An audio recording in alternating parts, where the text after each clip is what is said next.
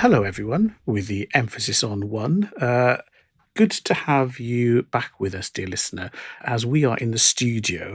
With me in the studio is the one and only Ceanne Fernandes-Wong. Welcome. Thank you very much. Thank you for having me, Ian. No, not at all. It's a pleasure.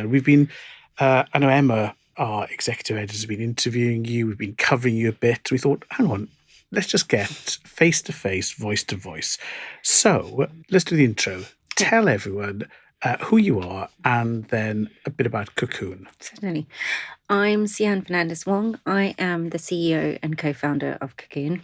I have been in e-commerce and retail for the past nearly 20 years now.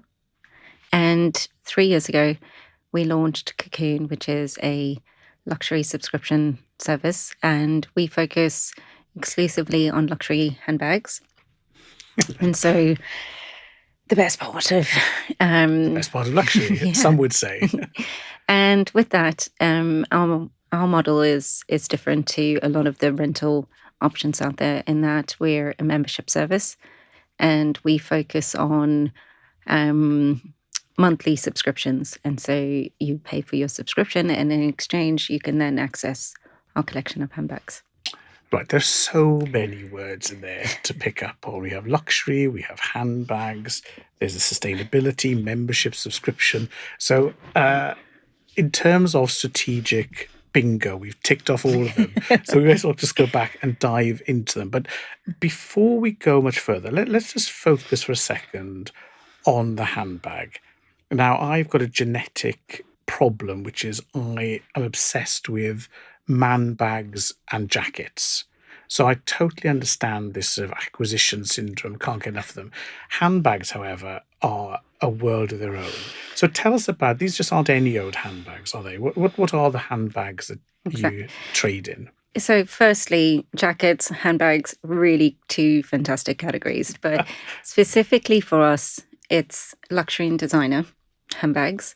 And so from the likes of Gucci and Bottega, and we have vintage Chanel on there, and we have, we really try and keep our edit to the luxury side of the market as opposed to the affordable or contemporary side of the market. And so our focus really is on those higher price points. So if you're in the £1,000 plus retail for a handbag, we have bags that retail up to over 3,500. So that is really our sweet spot. And there's a reason behind going after that.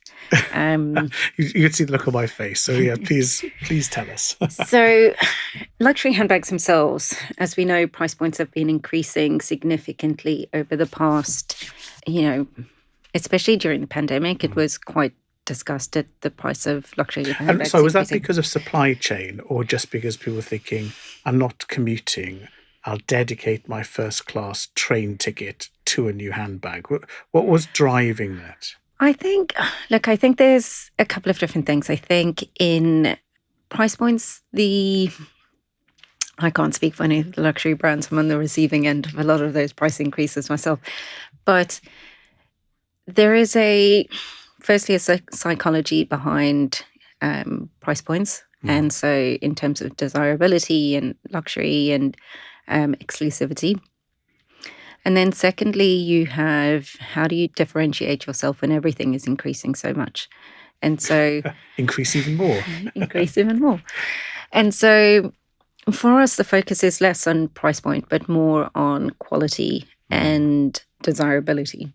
And so we have purposely focused on brands that we know will last. Even within that subset, we have a very strict set of rules around what types of bags we purchase, what we don't, and what we don't include in our collection, what fabrics we avoid, et cetera, because when we think about what we are trying to achieve, we're thinking about how do we have longevity, how do we have products that will last and stand the test of time. And so with that, in addition, we have this idea of what is the ultimate dream handbag wardrobe. And that includes vintage. And you just have to look at vintage bags to see what looks fantastic after 5, 10, 20, 40 years to know which brands are really focusing on their production and their craftsmanship. And so for us, that's sort of the focus and why we go for those price points. The price points are not really down to us. But the selection within that, yes, of course, is. Now, the accountant in me is just trying to run some numbers as you talk, because you're going to have things like a capital model, how many do you buy, how many of each, the rental return, the lifetime value, etc., etc. So, all great words. thank you. So I'm just thinking, if someone came to me and said, "Oh, Ian, I want to raise money to go out and buy dozens, hundreds, thousands of handbags," I'd be thinking about these. So tell me about the stock position then, because there are two dimensions: the ones you own yourself, and which I think you buy new. Is that correct? So we own all of our stock ourselves, and so that is a key differentiator between us and everyone else in the market. And there's a lot of reasons for that, but that exact train of thought was the starting point for the business in a lot of ways, because how do you start to think about, from a stock position, how do you look at, are handbags a depreciating asset, or are they an appreciating, or are they? Right? And how do you look at that over time? And so ultimately, there's a lot of data modeling that goes into it.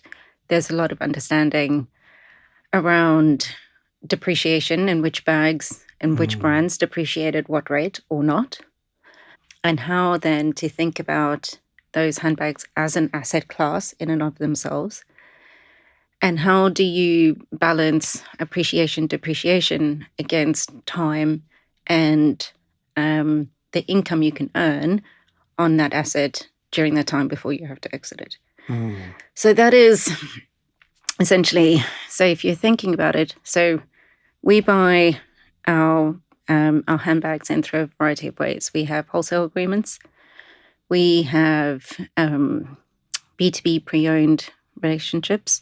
And then there is a small portion we do buy new.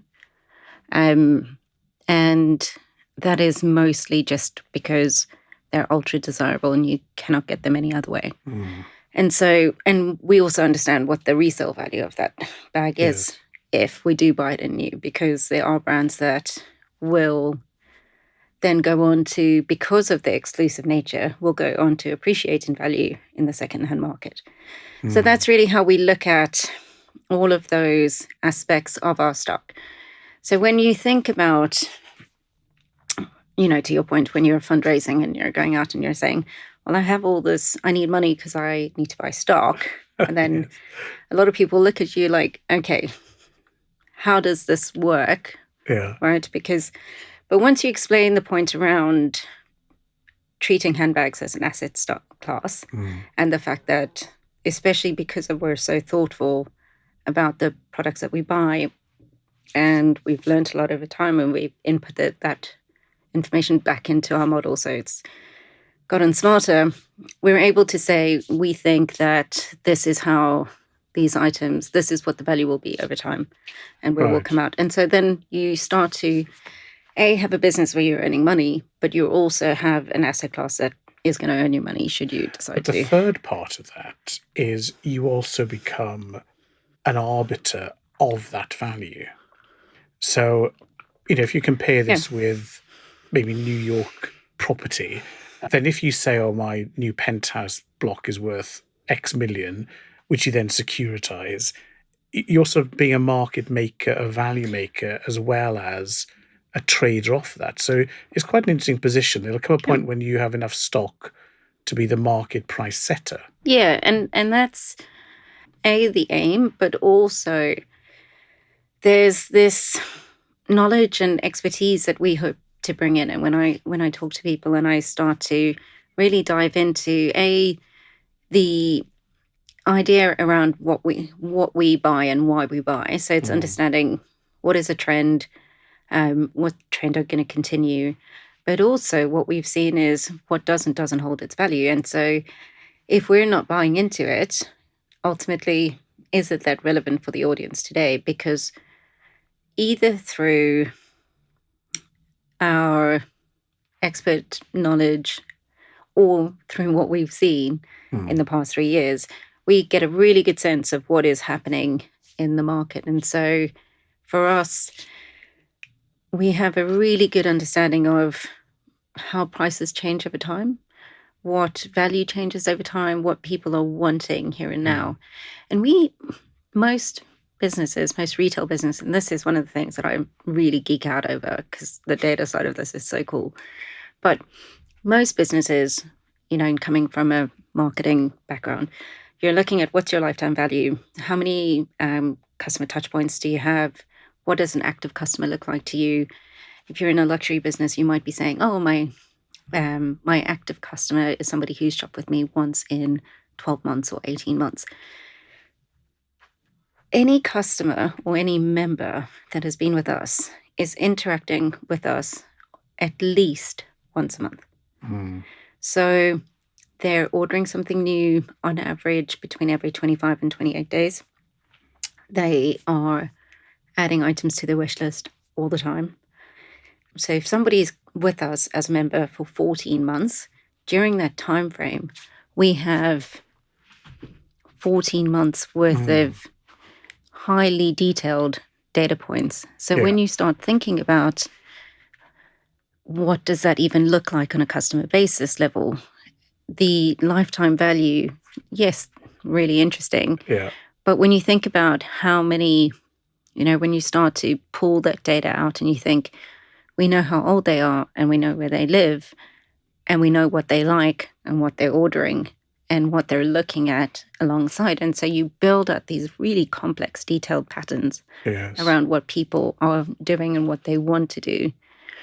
And that level of data is why membership and subscriptions are so valuable. Of course. But I've been a bit naughty here. I've allowed us to dive straight into the detail because I can tell we both like it. But can I just pull us back out a second and go back to the customer proposition?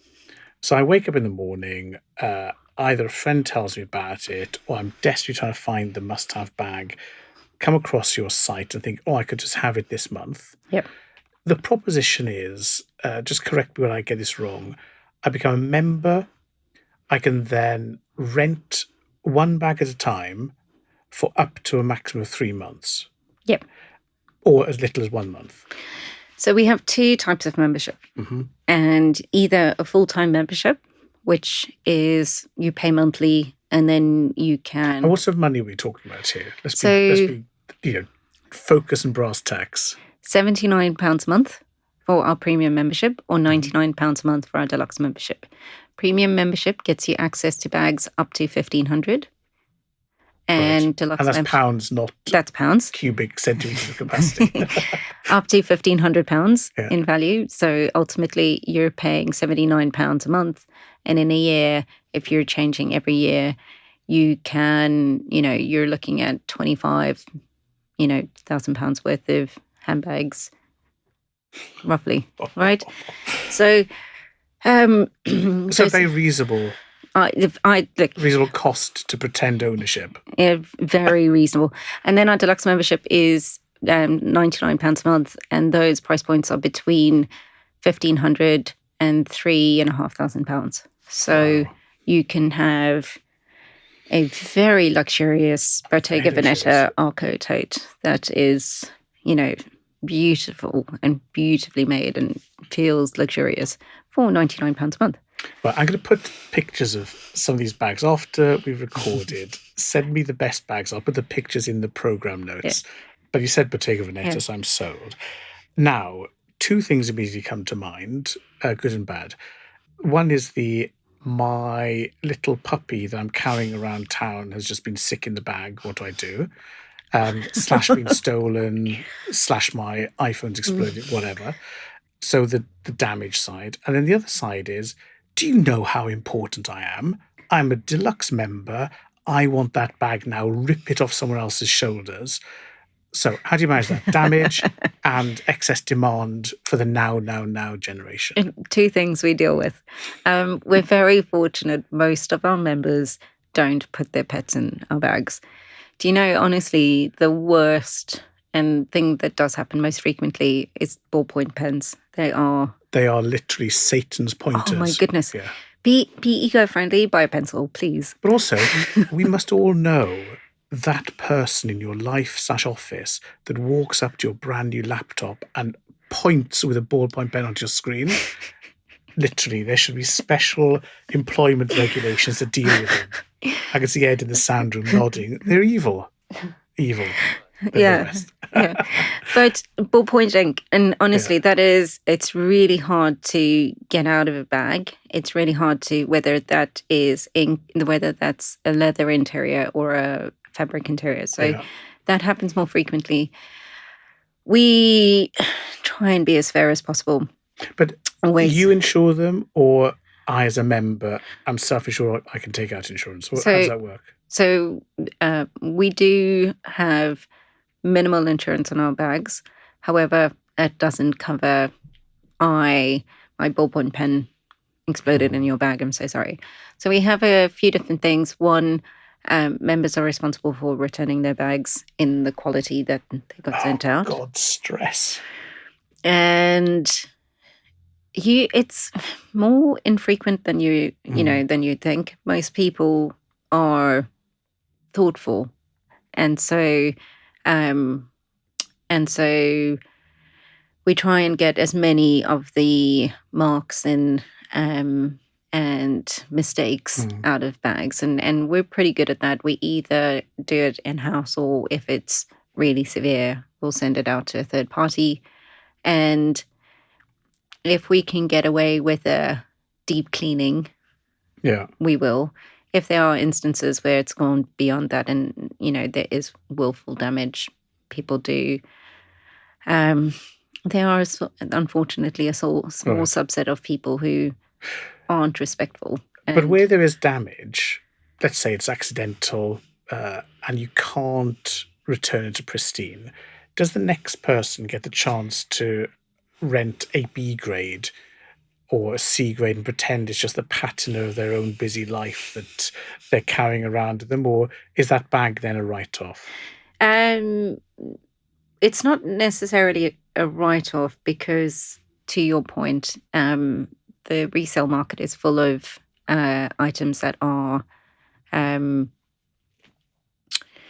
imperfect, and people are more than happy to have a bag with a little bit of pen ink inside. Fine. Yes, bit of character. We, at this point, we have discussed it. People do expect, even thinking about the minimal amount of money that they do pay for the quality of item and the value of item they receive, they do still expect it to be pristine. And that is the customer. And that is the customer. And so we take a very rational view. And so, do we think this mark is acceptable? And I have quite high standards. So, we are on the side of caution there. And so if we think yes, then it will and can go out with a small imperfection. If we think no, then it will be sold on as part of resale. Okay, and then let's jump then to this demanding consumer who wants perfect things for the lowest price. Let's say, I'm off to the ambassador's ball. I have to have this one thing. I've had my eye on it. I've wishlisted it. I've mailed you. I've rung you. But the number you have are already out. Yeah. Are people asking for queue jumping rights, extra platinum, diamond, triple gold star access? There must be a demand for, let me raid your warehouse level. Yeah, so there is. And generally, we try and be as, so we do wishlist things. We do offer early access to members who've been with us for a long time. And more of those are on loyalty basis as opposed to a paid-for basis. We are bringing out some interesting new membership options to deal with some of those points. Because, yes, there always are going to be those members who want things instantly. The concierge generation. Yes, exactly. But also, we are in the business of service, right? We are here to provide a fantastic membership experience. So how can we we sit around and we brainstorm, how can we go out of our way even more? What does good look like for us? So how can we improve on that point? And so I call it all my years at the Net-a-Porter Group, and that was drilled into us. It's still so fundamentally important to us as a business that the customer and our member, what are their needs and how can we think of that? How can we think of ways to solve for their needs before they've even told us that's what they want? Yeah. So we have absolutely sourced bags in addition to what we have in our collection for people when they've gone, I really wanted said bag and you don't have any more. There's a limit to that because often we've been able to source sold out silver Fendi baguette bags that you can't get anywhere else. And we have 2, right? And so there just aren't any more to get. And so how do you balance that is one of the challenges that we have, because we have depth in certain styles, but it's more the continuity pieces and some, particular pieces you just are not able to have 20 of. Yes. Right? You will have 1. But also that's what makes them so attractive. But again, why then stick with a month? Because people who have social lives, unlike me, they might be busy several times a week going out to posh things. But if you're looking for a one-off, then you literally only need 3 days. The day before to have your Instagram, the night more Instagram, the day after for the day after shots, then give it back. So interestingly, our members have the option to have a second bag because, what we were really going for was less around this super occasion focused and more around how do you integrate into your everyday life because of also the price point. And so what we realized was, and through a lot of member feedback, was I love my bag. I am using this bag whether I'm going out for drinks or I'm, weekend bag. The Prada Hobo Saffiano leather is amazing for that. But I do have a wedding or I do have a this. And so you are able to order an extra bag for a week at a time. Okay. And for us, we find the week rather than 3 days gives that person the right amount of time to use it, try it on with their wardrobe, plan it. But also you've got to take all the stuff out of your other bag, then do a repack so you know where everything is. So that must take at least 2 days. Now, as you're talking, the obsessive bits of me are thinking, I wouldn't be able to stop myself extending to other categories. So watches are on fire at the moment, similar in that they have asset value, scarcity. You can't get a steel Rolex sports watch for love money or a kidney, plus a really massive fan base, lots of social media, peer-to-peer chat. So it seems that watches be a good one. How do you stop, 2 questions. How do you stop yourself, bloating? And then maybe a stupid question here, we're about to launch watches. So what's the plan outside, or why stick to just handbags? I get the logic, the asset value. I love that. Yep. Are there other categories where you're thinking? So firstly, one of the reasons we are successful in handbags is because we've just stuck to it. And so most of other people in the market who are doing rental in a broad sense have been less successful in handbags because they are so expensive. They're very specific in how you have to look after them, etc., etc. So that's why we've stuck with handbags and we've been so focused on that as a category because we wanted to be really So I have visions of air-conditioned, climate-controlled, humidor racks with people with feather dusters. So they have to be kept. Yeah, so I get quite obsessive about things and honestly, people complain about how cold it is all the time. But it's good for the bags. Good for the bags. But I have a wish list of tech that I want to buy that is, sort of in terms of all of the new cool things that we want to have within. And we do most of, there are a lot of people who use 3PLs, et cetera, et cetera. We don't, we own all of our processes ourselves. And there's a reason for that. We've spent a lot of time weighing up and debating which is better. Watches, interesting category. We've looked into it. It Yeah. was actually one of the first thoughts my co-founder had when he first started sort of ideating. He was like, watches. Yeah. The trouble with watches, it's the upkeep is even more expensive than handbags. And Yes. so you're looking at a service on a Rolex, Yeah. which is between £600 and £800. Spare parts, really expensive. And so when you start to think about what that looks like, Yes, you're putting me off already. It was a nice idea temporarily. so that is why luxury watches becomes a difficult category.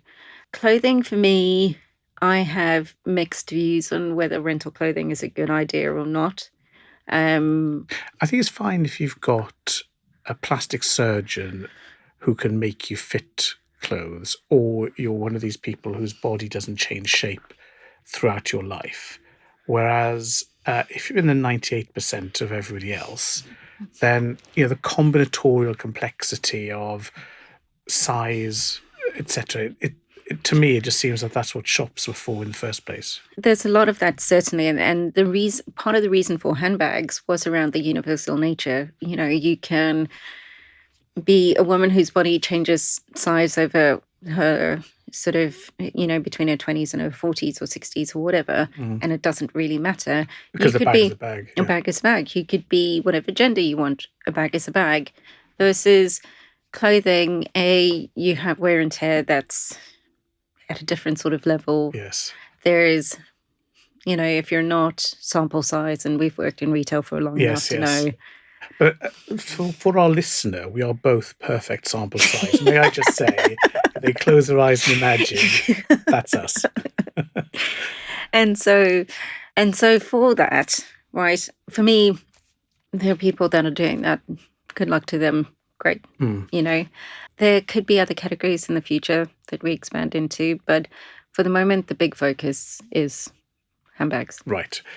So we have definitely picked at that down to the bones, but we haven't looked at what got you here. So I mentioned at the top of the podcast, blah, blah, blah, your illustrious retail career, and then we just skipped over it. So let's fill in that gap now. You have done some great roles. So just paint us a picture of how you got to here, and then we'll just look for that aha moment. We thought, global tier 1 companies, bye them. I'm going handbag. So first of all, just paint us the picture up to before you set up. So I'm originally South African, and we were talking about how I've been in London for 22 years. So my career in e-commerce retail started in 2005 when I joined Ted Baker as an e-commerce manager. And so since then, and then 2009, I joined the Net-a-Porter group, where I spent nearly 7 years as A, launched the Outnet, but B, was head of global marketing. And so that was, in the beginning, we grew as a business at a ferocious rate. And it started off, I think, I was the first person in the marketing team and employee number 3. But, by the time I left, I think 32 people across multiple continents, right? Again, still a small team by the business standards. And so a difficult company to leave, though, because of the pace of change and growth. Net-a-Porter at that time was an incredible place to work. And especially, so I left the same year the Yukes Net-a-Porter merger thing happened. But I started in 2009 prior to the Outnet launching. So it was just one business. And over the next, I would say 4 or 5 years, it was an incredible place. And we learned so much as a business.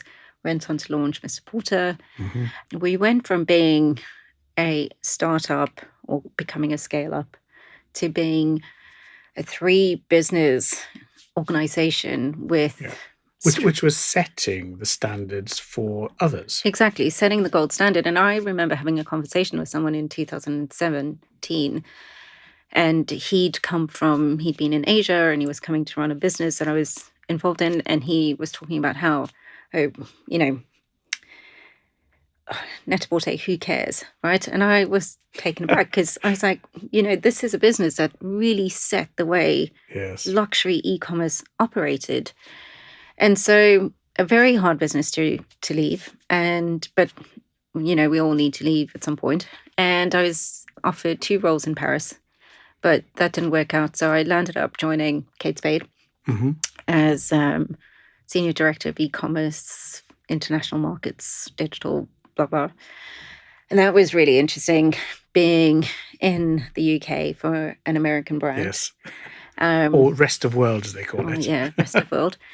And so what that really showed me was a few things, because one of the fantastic things about the Net-a-Porter group was being in London and running a global team and a global strategy from the UK. And I was on the other side.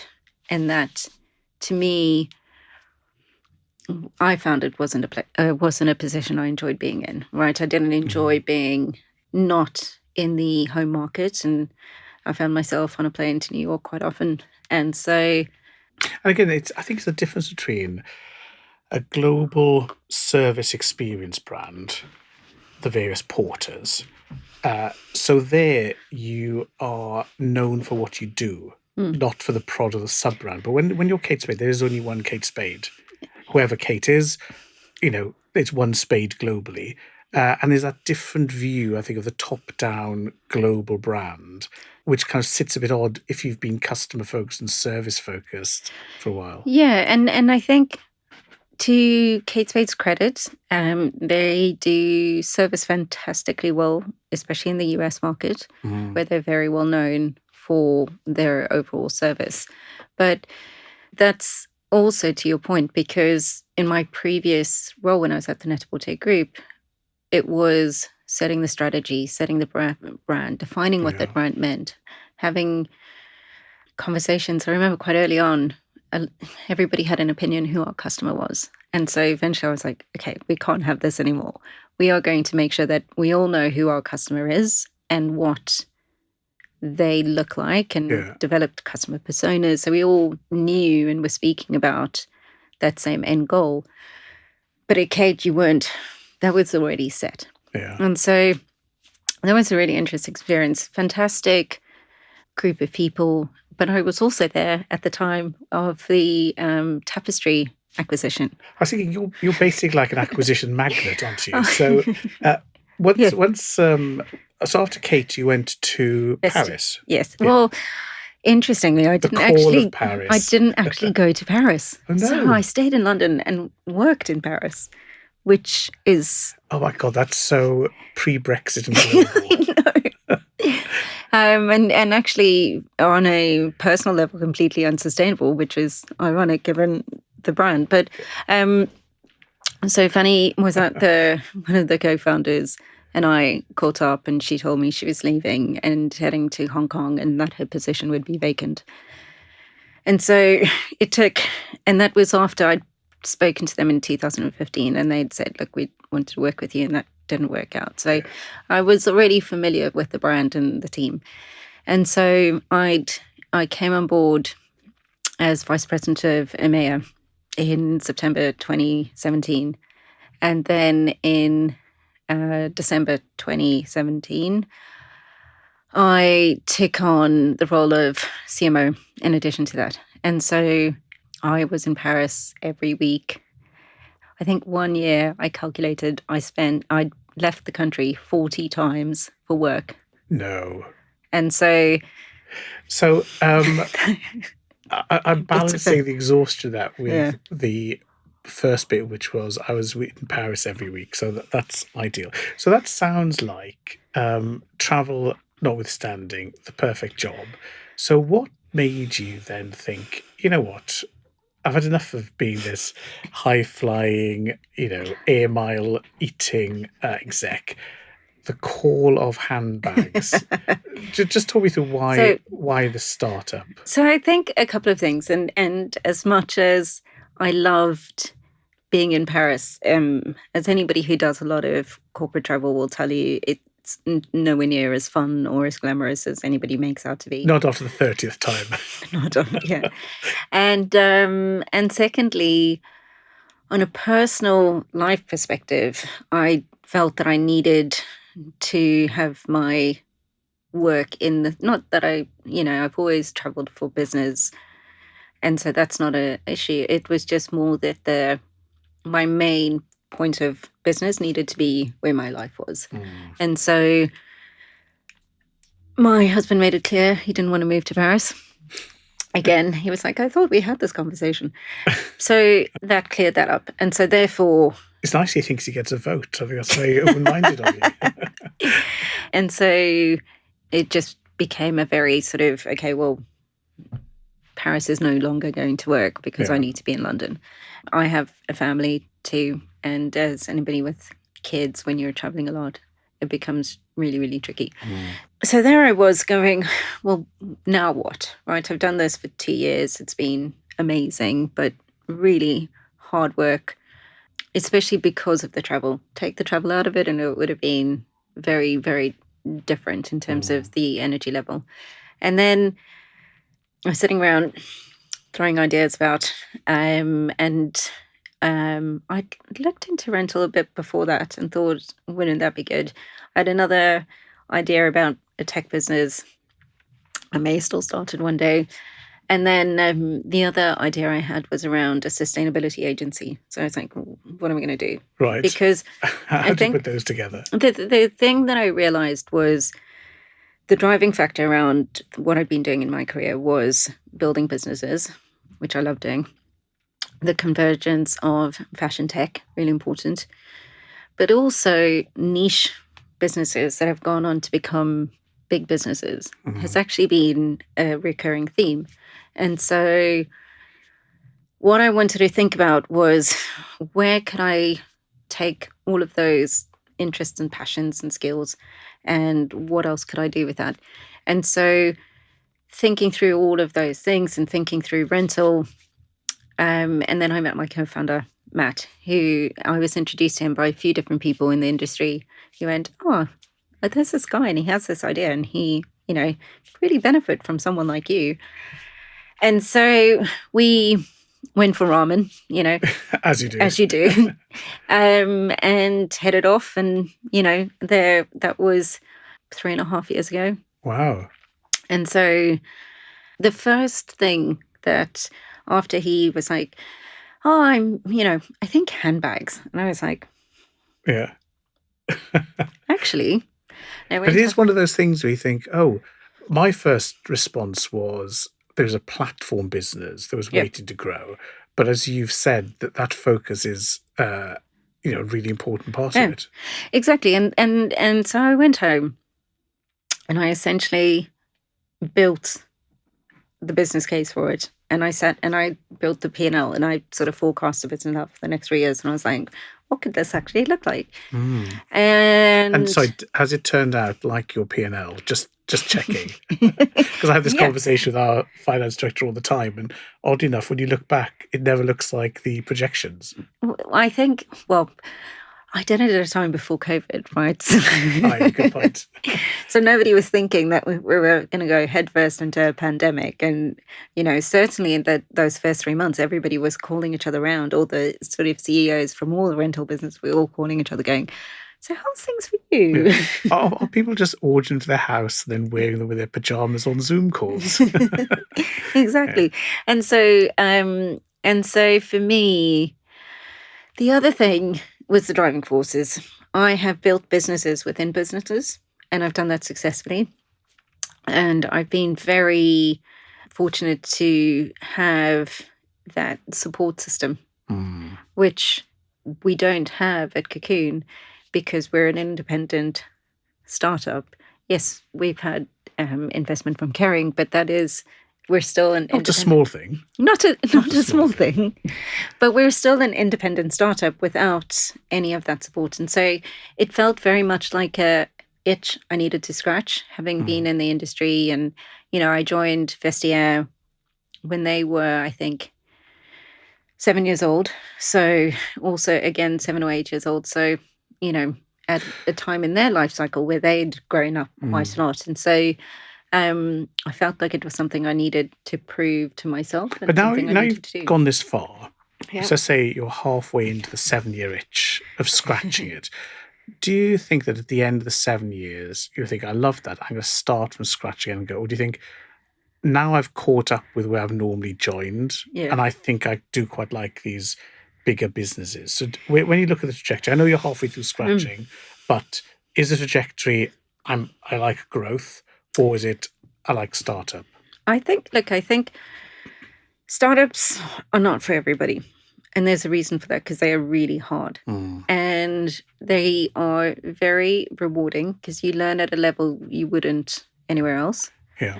But I think it's kind of like having children. If you knew how hard it was, you wouldn't do it. So Yeah. And when people tell you how hard it is, you don't believe them. Exactly. And so it's kind of... So also a joyous, fulfilling, I must say, Absolutely. Because I make my children listen to this. Love them all this. Look, I think one of the great things about doing a startup when you're slightly older and you're in your 40s versus in your 20s is you have some experience which can help you get to where you need to be faster. I think part of the benefit of doing it in your 20s rather than your 40s is you have a fearlessness, right? Yes. You don't know really how hard things are or how bad things can really get. So there's pros and cons to both. I think I could do another startup again, but I would do it differently, right? Because, you learn things along the way. But I think what I've learned about myself and my career, I prefer, if I am going to do a really large matrixed complex organization, you really need to be I need to be part of that central conversation. Yes. Otherwise, it's just who I am as a person. Right? And there are plenty of people who're more than happy to be the regional director of whatever. Yeah, because they're operational. Yeah. Right, different mindset. Versus me, I really love being in the strategy and building that up, and that's my happy place.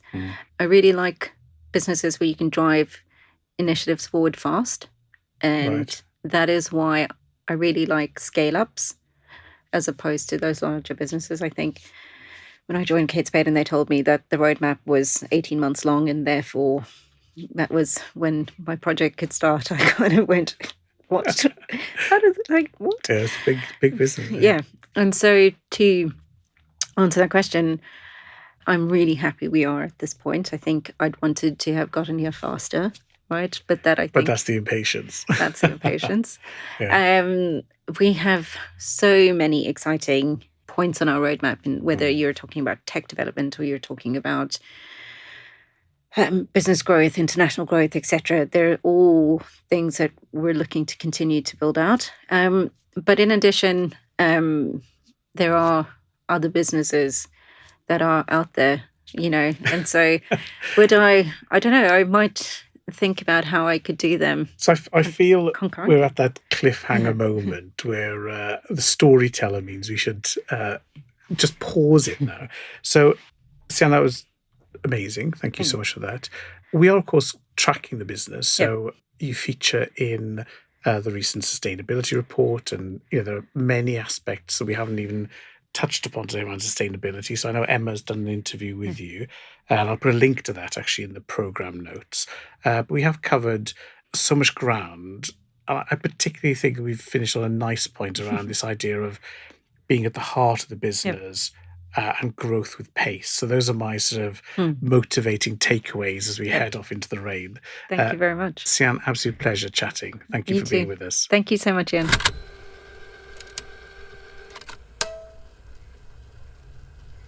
Lovely. Thank you so much. Is Emily in there? Is she asleep or no? She's waving this time. Just checking. She can give us marks out of 10 afterwards. That was interesting. I hadn't thought through fully the asset aspect of the bags. So when I talk, ultimately we're an operations business, right? Yeah. But also, especially when you think about it from a funding standpoint, we're an asset management business. Yes. and therefore, which is very different. So, you know, we're a service business, we're a membership business, but essentially what we have is assets. And so if you look at, for example, Soho House, they're an asset business because their assets are property. And yes, asset plus membership. Yeah. But with you though, we could have gone into talking about fractional ownership, NFTs, authenticity. How do I know? You mentioned that bag that there are two of them. Yeah. I'll believe you because sadly it's outside my knowledge. But if there are two of them, it's bag one, bag two. Yep. How do you know they are the bags? What if, for example, I wanted to invest in one of your bags? Yeah. So you could do a fund where, as well as my membership for usage, I become a co-investor. Yeah. A bit like a stock portfolio. Exactly. And that's where it starts to get really interesting. You know, when people have said to us, "Oh, are you going to do Hermes bags?" I'm like, we've done one or two. Hermes takes us to a different level because the security you need behind renting out an Hermes comes with a personal security guard. Yeah, exactly. And so if somebody absconds with a bag, for example, right, how do we get that back? And how do we get that money back from that person? We have very little theft. We do digital ID verification, which has helped massively with that. But it takes us into a different range of membership and pricing, and there's a market for that. Absolutely. This could be Ocean's 14. But also you start to think about what is fractional membership. Yeah. And how do you start looking at that? Likewise with NFTs, what does that also look like? Yeah. But everything from also RFIDs, sustainability, so things like increasingly these manufacturers are talking about their provenance, the sustainability, the craft.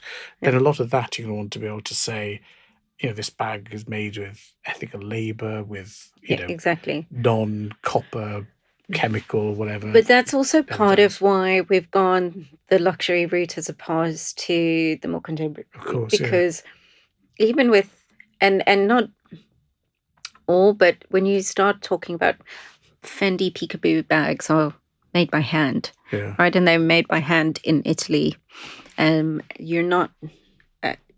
And so, yes, there are improvements that those manufacturers can do in terms of their dyes, et cetera, but there's a lot around what do we need to be, what can we do as part of that? And so, you know, the idea that rather than going out and buying a bag at Arket or Cos or whatever, you can go and get something that is increasing its life cycle in usage is so much more important.